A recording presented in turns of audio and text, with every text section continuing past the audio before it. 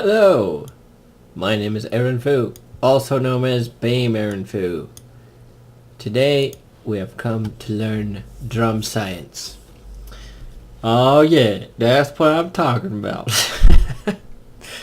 Alright, so the way I like to picture it to start off is that there's three main beat types. The first main beat type, let's put this back to 140 BPM, is the plain techno beat. It goes like this. It's just got a kick drum on every beat and usually got a snare right there and the hi-hat in between. So this would be the first type of beat that I see. The great thing about this beat is because each of the kick drums are on the beat. They're on the beats. It causes it to be a very prominent beat style. If you've got a really slow song and it's hitting every beat, then you'll fill in those gaps and make it for a really full sounding song because you've got that those filling the beats like that. So the other type of beat is more of a rock beat. So you have it on the first beat here and on the second two beats. Or the in-between beats. So it's half beat, I believe. And always the snare on these, the second and fourth beats here. So, classic rock beat. And then each of the rock beats that come after that, like this one, I just picture it as a variable of this particular beat. The reason I picture the techno beat being different is because it doesn't really change from that. Typically the kick drum always stays on there, but rock beats you see the kick drum changing as you go through it all the time, so it just makes it feel different. So with this one, I really don't think it hugely matters where you have the kick drum. You can see on the second beat here that it skips where the beat is, which gives it more of a rolling feel to it, or it gives it more of a waiting feel, kind of a buildy or a jumpy rhythmic feel to it. So if it's doing this, it's got a neat rhythm to it, but if it's doing this, it feels like it's walking, or it's kind of progressing more instead of dancing. So it's got more, it's important because it's got more of a progressive feel to it. Depending on the type of song that I had, changing up the beat can change the pacing of the song completely, and that will affect your song indefinitely. So let me see if I can give you an example. Alright, so what we have here is a really basic tune going on, just rock.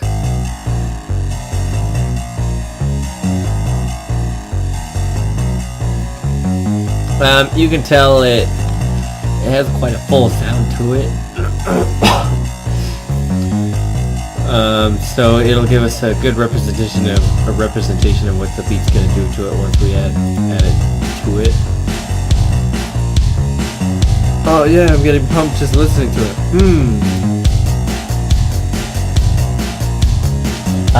It does sound pretty cool. Okay, so if I change the beat to this, you can feel the pacing change completely.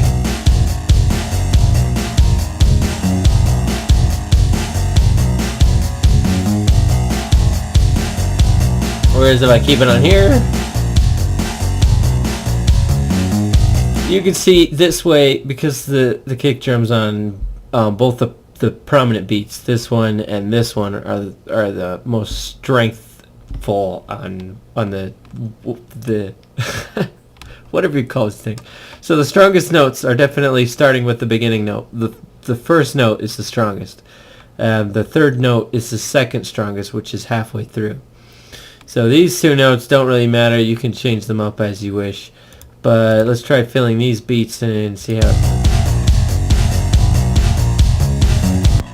You can see it's definitely sped it up quite a bit. Let's try this beat instead.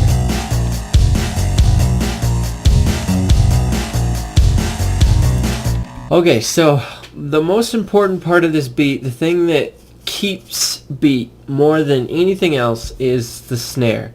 The snare really drives the song. If I were to change what the snare is doing, then every part would feel pretty buildy to this song. I'll show you here. You can see it, even though I've got these hi-hats in here and it's supposed to make it sound full, it makes it sound like it's waiting, like it's preparing for something. It's kind of skipping.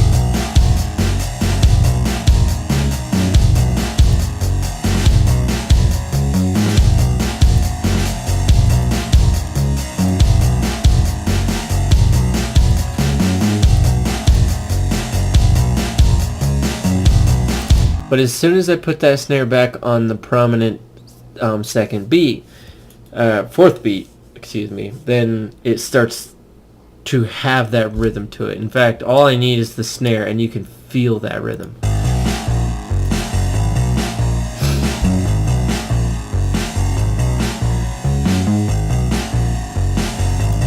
So you can see it doesn't take much to completely change it. If I were to do this in 3, so kick, where's my hat? Kick, hat, snare, kick, hat, snare, kick, hat, or snare, like that. What's that?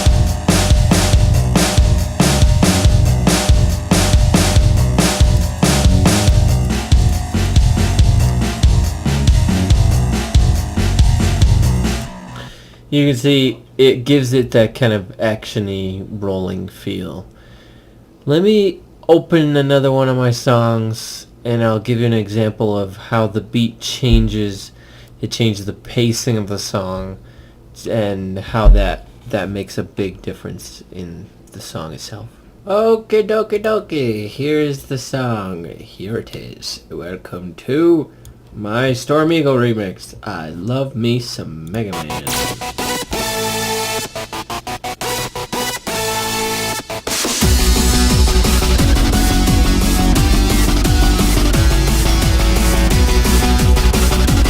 Alright, so you can see the beat on here. Very simple. But this is the beat that I want to show off right here.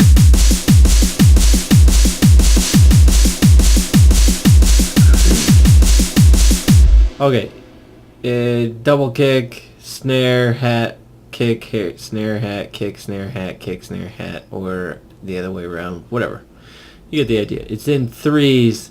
So it's kind of rolling because the beat's in either 2s or 4s, so the 3s kind of throw it off, giving it that kind of off-balance feel, so that when you're at the end of this part and you transition to the danger theme, it really complements it.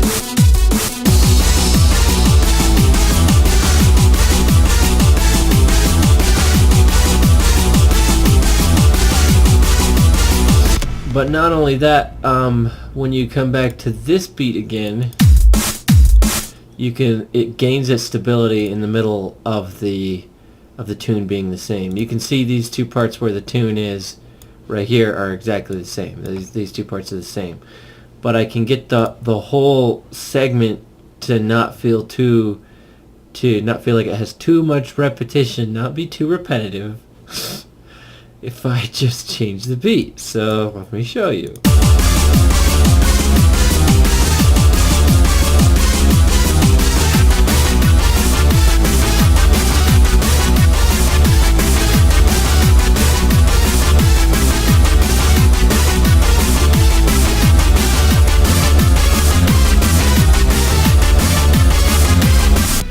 So you can see the melody, regardless of how full the notes are and how sporadic the patterns, the beat completely controls the pacing of the song. Let me give you another example, the complete opposite, where I try to make the beat slow down the music instead of speed it up for a quiet part. All right, so here we are. Here we are. I don't remember if it's specifically the beat changing in this song or whether it's just the rhythm of the song, but this is the part that I'm talking about right here. I am missing whatever dungeon sound had the narration to it, so the first part's real quiet, and then it gets into the actual music.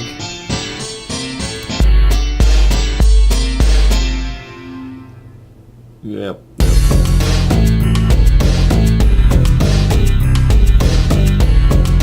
So you see, I've got this rhythm going. It's pretty groovy. It continues. There's a dropout. The guy says things. You can't hear it, and then it jumps into here. Feels a little bit slower, but you still got that rhythm because of the snare and things like that. So then it gets to here, and then it's kind of building down to what I'm talking about, which is this part right here.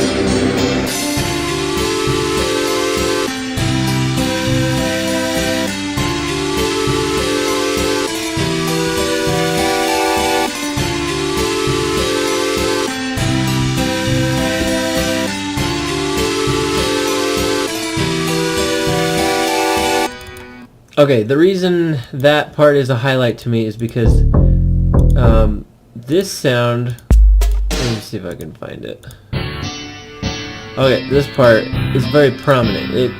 It works as a rhythm maker because it's got that kind of percussive feel to it. So when you have nothing else representing the beat, the most percussive thing is doing that. So you can see it prominently hits on the beat here. Blum, blum. Oh, there's these two big fat lines in there. It gives it a lot of rhythm to it. I mean, it's not hitting here, so it's still got kind of rhythmy change to it. But when you listen to it in here, you can see it doesn't... Wait, is this... Yeah, it doesn't prominently play on the beat. The second part does, but the first part doesn't, which is what gives it that slower feel to it when it finally jumps to that rhythm.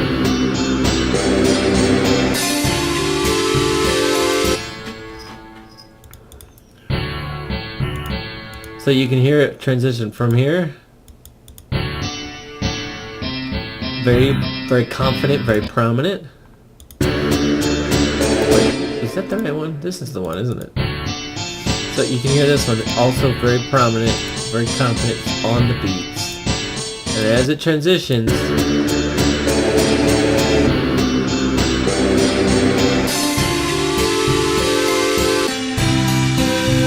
even though the volume hasn't changed, all I changed is the instruments. The intensity of the instruments has not changed. You still got the same frequencies, yet the rhythm has changed, making this piece or this part of this song feel a lot slower than it would normally. Alright, the second to last thing that I want to talk about is the kind of the rolls at the end. You can see I have a song here. This is my Flame Mammoth song. I could not open it in Fraps without deleting all of the synths. So all I have left is the beat. This is what I've been doing the drums with. I love these drums. They're really cool. Super cool sounding drums. I love these drums so much.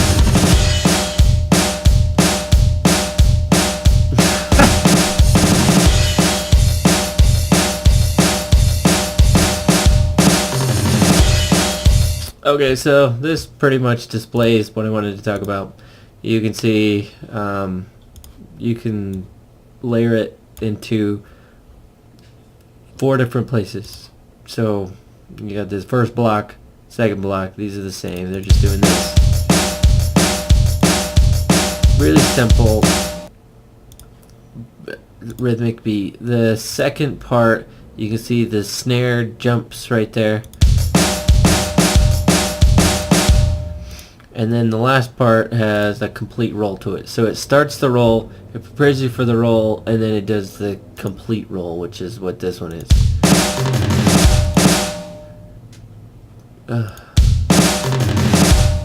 That's pretty much it. So you can use the snare to help you roll, you can use toms and things. It's great. I don't know what else to say. You make the song sound full by adding the treble in there. You can see this part is building because this doesn't have the treble. But then once it has the treble, it sounds full. Pretty great. Okay, so the last part that you heard me talk about the first beat, techno beat. Heard me talk about the second beat, rock beat. The third beat is just the beat with that's built in thirds. So it's 1 2 3 4 5 6 1 2 3 4 5 6. It just feels different. At pretty much the same science, but it's built in a completely different way because the beats within the song are layered differently. But it's kind of that same idea. The more prominent you put the beats, the more prominent they will be. Anyway, that's really all I had to say about drums. Hopefully I made this video shorter, much shorter than my previous video. Thanks so much for watching. I hope this was really helpful, and we'll see you next time. Bye-bye.